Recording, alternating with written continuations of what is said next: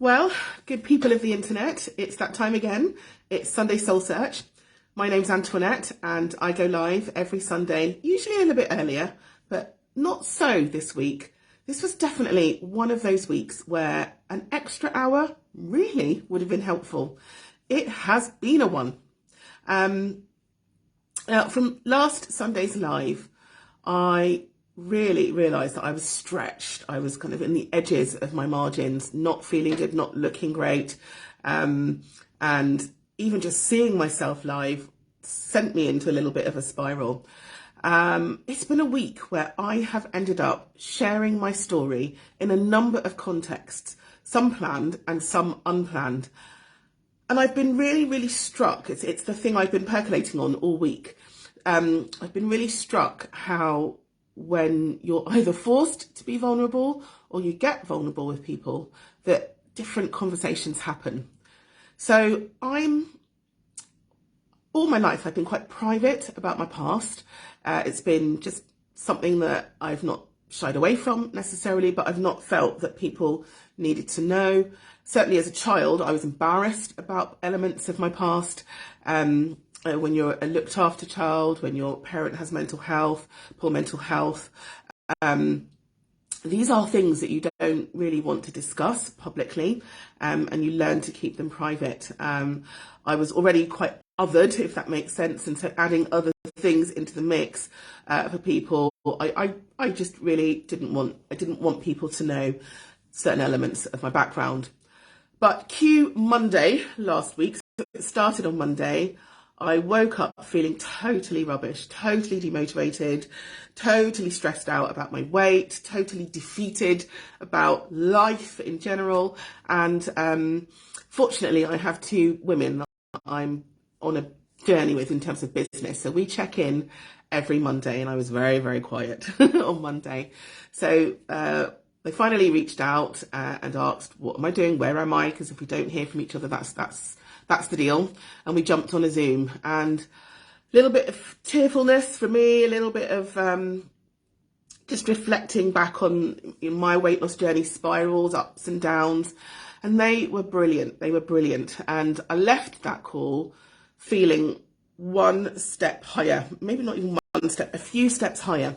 And it made me realise that sometimes it's okay to not be okay. Not sometimes, it's always okay not to be okay.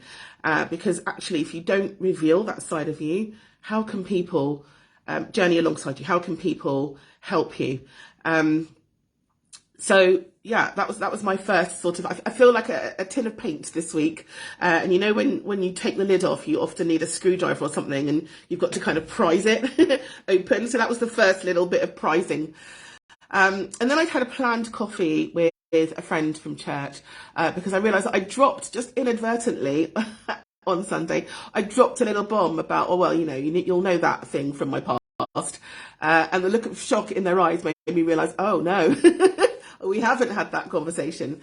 And so we got together for a coffee, and actually I ended up telling her everything. She just said, tell me about your life. And I'm like, oh, where do you want me to start? Because this could take days. And it was really interesting for me to go right back to actually explore elements of my childhood, and to have the privilege of someone just sitting and listening for nearly 2 hours. Poor woman. But it made me join together a couple of dots as well. And one of those dots I realised, so I was putting together because my mum was schizophrenic, but the family I was placed with were, so both my sisters are really bright, and so they were wanting to match me into a family where my boundaries, my horizons would be stretched, where university would become a norm. Both my sisters had won an assisted place to a private school, and so they wanted to place me in that family so that I would perhaps be accepted into that school as well, and that is what happened. But I realised through sharing with this friend, so it's a bit rambly, but you'll get there, sharing with this friend, I'd realised something I'd never realised before, that my mum was instrumental in that, my birth mum. My birth mum taught me to read and write, and it meant that I entered the school system ahead of the curve. So I entered the school system ahead of the curve, and so when all my life was turbulent, because I was always just ahead of the curve in terms of reading and writing, I was deemed a gifted and talented child. I don't think so. I think I'm fairly average in that sense. But mum just gave me that little head start. So sometimes being vulnerable, sharing stuff from your past may help you piece together something in the present.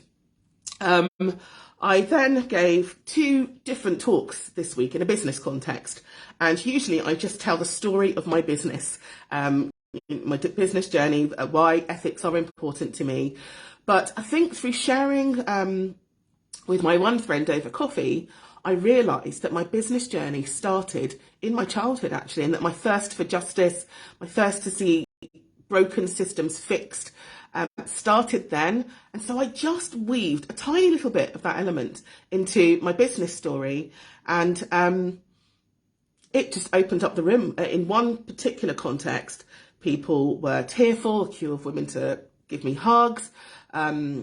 People were inspired to review their ethics, their values, and figure out how they drew a line in the sand in terms of their work life, family life.